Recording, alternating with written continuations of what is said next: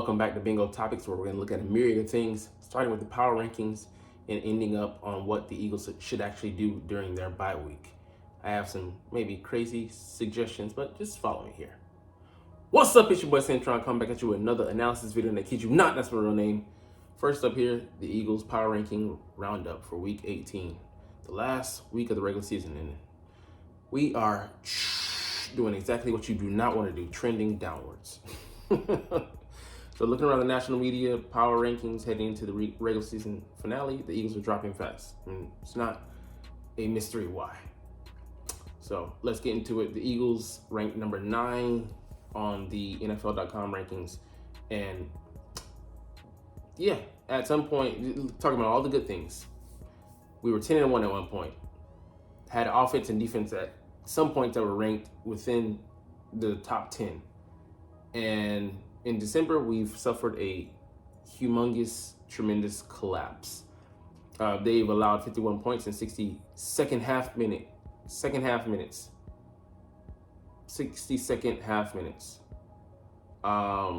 versus the Giants and the Cardinals over the past 2 weeks.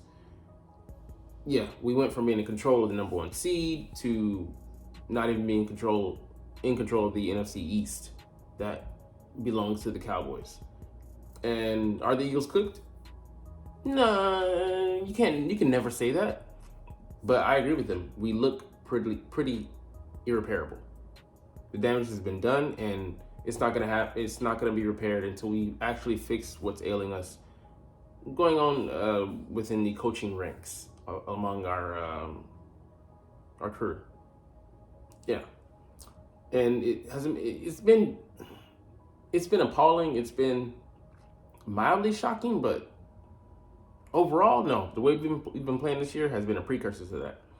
So, yeah, we were counting on Dallas to lose against the Commanders to have a shot at elevating ourselves from the 5th seed to, I think it would be the number 3, because I don't think we're getting number 2 regardless. I don't know how it works out, but I'm settling for us being the number 5 and then going on the road to face whomever, whether that be Tampa Bay, I think, or the Rams. All right, ESPN.com has us at number 8. They're talking about paying Devonta Smith. And yeah, it's going to be pricey, but yeah, we're not letting him go anywhere. But yeah, he's hurt. His availability is going to be in question going into the playoffs. Mid-ankle sprain, don't know how serious that is. Can he play on it? He might have an outside chance, or maybe even a solid chance, but him being less than 100% is not very promising for our winning percentage. We're already playing as bad as we are. And then to bring in an injured player who we count on offense, not a good bet. But yeah, Brown and Smith, going to them on that last drive where they had rookies at corner, and we didn't attack them on that last drive. Running it on first down and second down. Now we're running back with Jalen, and then a bum screenplay to a running back finally. Or actually going to running back finally on that drive to Gainwell, on which Smith got hurt. Incomprehensible. All right, the Athletic 11th. Matt Patricia is never the answer. Yeah. We'll get into this later, but the Eagles pushed that motherfucking panic button like a motherfucker. Like, we were at that point, I think, 10-2 or 10-3. And you resort to such extreme measures. They broke the glass and also they can activate that button. Yeah. Why you thought Patricia would be the answer is beyond me, but Sean Desai should have been the captain to go down with his ship, at the very least. Then you can fire him. But not that it would be his fault, but wholesale. But yeah, on Sunday, the Eagles' defensive rate, 40.8%, worst in a game since 2006. The Cardinals finished with 444. I can't even say the numbers correctly. 449 yards, where they had average 309, and marched 70 yards on the fourth quarter game-winning drive. And that wasn't the only 70-yard drive. They had 3 or 4. It might have been all of them, but at the very least, it was 3 of the drives that were 70. But I think, maybe don't quote me on this, but it was all of them. Like, we couldn't catch a cold.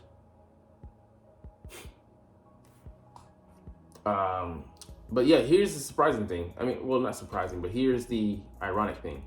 So people were polled on whether you think Matt Patricia should take over after Sean Desai, and almost 80% said yes. I get it. The defense was struggling with Desai in charge, but this is the guy you go to,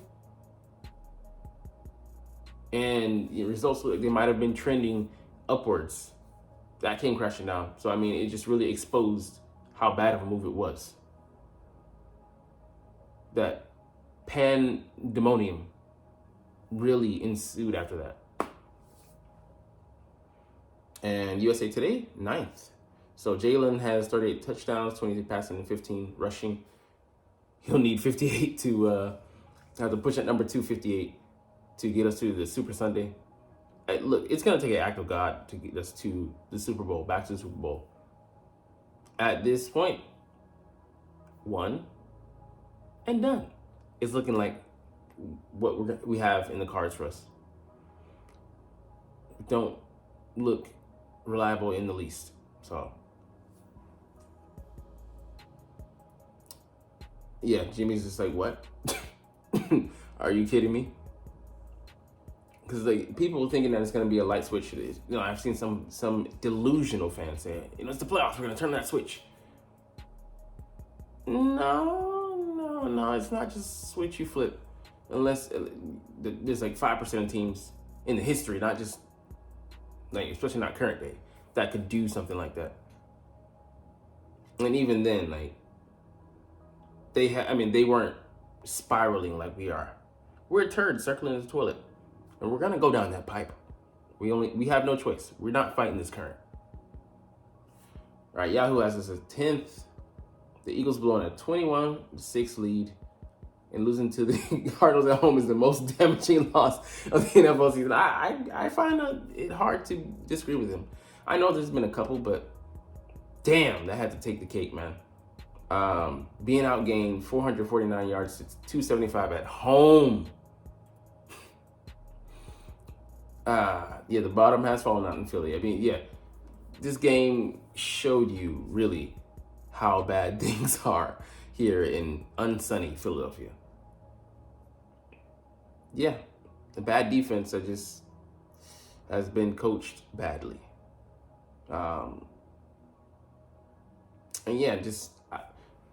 Look, I don't think that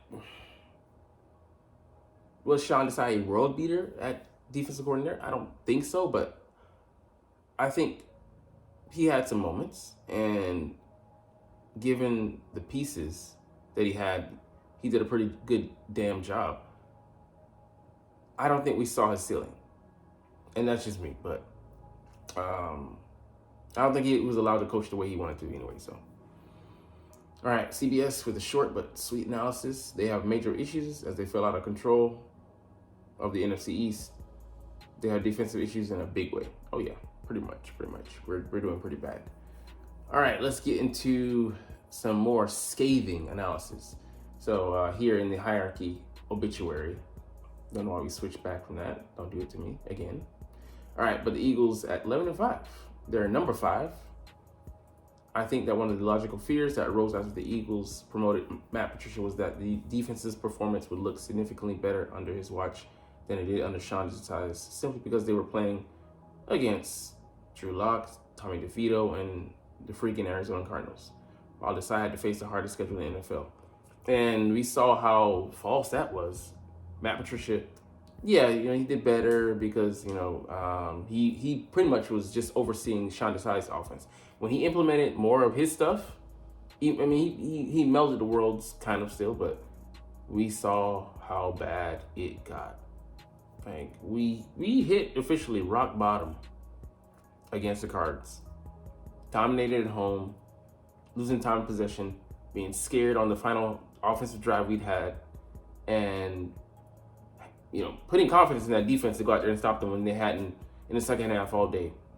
And they allowed another go-ahead touchdown. So, just ridiculous. Ridiculous. But yeah, there is no silver lining. I can say maybe Sean Desai could say he feels in a bit vindicated, but you can't go back to him now.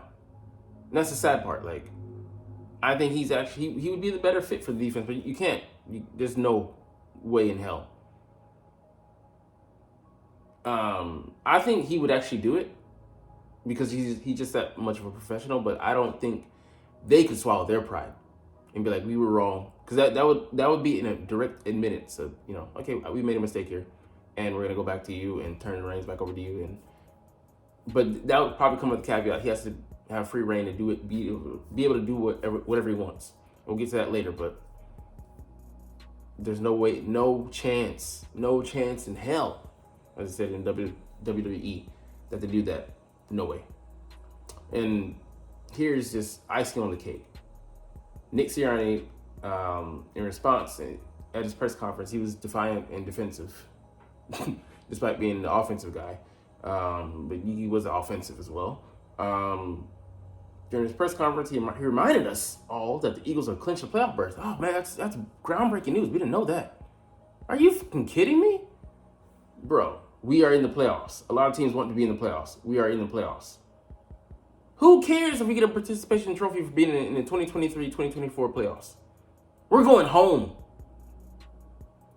Quick, fast, and in a hurry, and we can do about it. On this trajectory we're currently on. And the scary part about it is it feels inevitable. Like we're just slowly watching a train wreck happen in front of our eyes and we can't do a goddamn thing about it. But and this fool has the temerity to say, well, at least we're there. There to witness this travesty? No thanks. Give me an actual reason to have hope.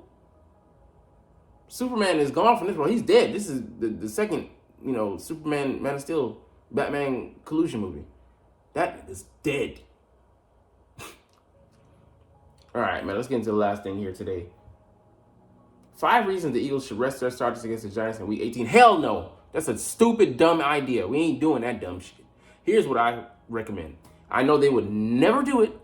Never.